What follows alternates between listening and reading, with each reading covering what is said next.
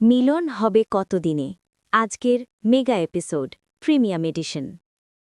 এলা সারা রাত অ্যাংশিয়াসলি বাসর জাগার পর মর্নিংয়ে ঘুম থেকে উঠে দেখে ঘর একদম এমটি। গোড়ার কোনো ফিজিক্যাল এক্সিস্টেন্স না পেয়ে সে বারবার তার নাম্বারে কল করে, কিন্তু ফোন কন্টিনিউয়াসলি সুইচড অফ থাকায় এলা প্রচণ্ড প্যানিকড অ্যান্ড ফ্রাস্ট্রেটেড হয়ে পড়ে। সে ডাউট করতে শুরু করে যে মিস্টার সেন কি তবে তাকে এই ওয়েডিং নাইটেই একা ফেলে চিরকালের জন্য ভ্যানিশ হয়ে গেলেন। নিজের ড্রয়িং রুমে বাড়ির সবার মধ্যে হিউজ কেয়স শুরু হয়ে যায়। গোরার দাদু খুব ডিপ্রেসড হয়ে বলেন যে দাদুভাই কাউকে একটা সিঙ্গল ওয়ার্ড না বলে কোথায় উধাও হয়ে গেল। পিসিমুনি পুলিশ ইনভেস্টিগেশনের কথা বললেও এলা জানায় যে সে অলরেডি সব জায়গায় সার্চ করেছে, কিন্তু কোনো রেজাল্ট পায়নি। ঠাম্মি রিগ্রেট করে বলেন যে তিনি আগেই ওয়ার্ন করেছিলেন দাদুভাইকে এই ম্যারেজে ফোর্সড না করতে। রিমুর মা এই সিরিয়াস মোমেন্টেও নিজের ছেলের সাথে গোড়ার কম্প্যারিজন করে বলেন যে তার ছেলে রিমু অনেক বেশি ওবিডিয়েন্ট, আর গোড়া তো জন্ম থেকেই রিবেলিয়াস। ঐশী এই সব কিছুর জন্য এলাকে হার্শলি ব্লেম করতে থাকলে ইরা তাকে স্ট্রিক্টলি শাট আপ করতে বলে। অন্যদিকে মৈনাক তার রুমে শুয়ে অসুস্থতার ফেক ড্রামা অ্যান্ড অ্যাক্টিং করছিল। তার পার্টনার গুনগুন এসে তাকে সুপার এক্সাইটিং নিউজ দেয় যে গোড়া কাল রাত থেকে নিখোঁজ। মৈনাক শয়তানি হাসি হেসে বলে, মাই master plan is successfully working. আমি তো কোনোদিন ওই এলাকে বিয়ে করতাম না, ও জাস্ট একটা ম্যানিপুলেটিভ গার্ল।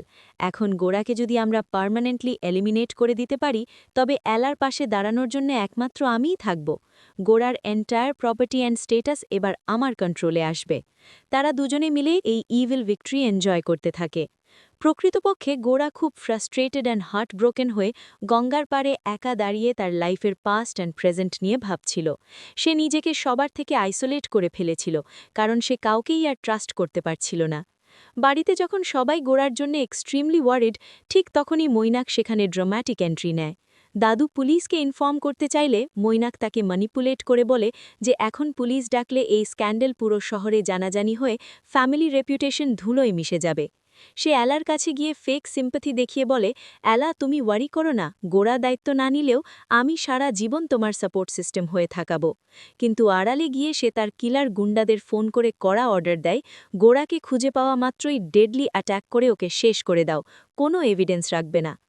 এলা দমে না গিয়ে গোড়ার মিমির কাছ থেকে গোড়ার কোনো সিক্রেট হাইডআউটের ক্লু জোগাড় করে নদীর পাড়ে পৌঁছে যায়।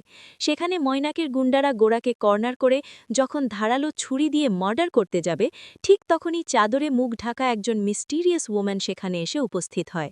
সে দুর্দান্ত ফাইটিং স্কিলস অ্যান্ড ব্রেভারি দেখিয়ে গুন্ডাদের ঘায়েল করে ওখান থেকে তাড়িয়ে দেয়। গোড়া যখন অবাক হয়ে জিজ্ঞেস করে, আপনি কে, কেন আমাকে সেভ করলেন, তখন সেই রহস্যময়ী নারী তার মুখ থেকে চাদর সরায়।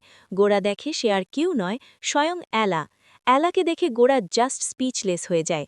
সে ভাবতেই পারেনি যে এলা তার লাইফ সেভ করতে এভাবে রিস্ক নিয়ে চলে আসবে।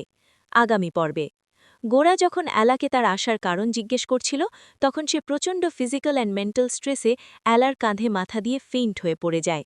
এদিকে মৈনাক তার ডেরায় বসে ভাবছে আজকের দিনটাই গোড়ার জীবনের ফাইনাল চ্যাপ্টার হতে চলেছে।